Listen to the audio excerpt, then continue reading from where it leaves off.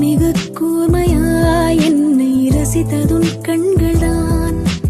மிருதுவாய் பேசியே என்னுள் வசித்ததுன் வார்த்தைதான். கண்களை காணவே இமைகளை மறுப்பதா? வெந்நீர் வெண்ணிலா கண்ணீர் கண்ணிலா நானும் பெரும் காணலா? யாரோ மிக மிக கூர்மையாய் என்னை ரசித்ததுன் கண்கள்தான். மிருதுவாய் பேசியே என்னுள் வசித்ததுன்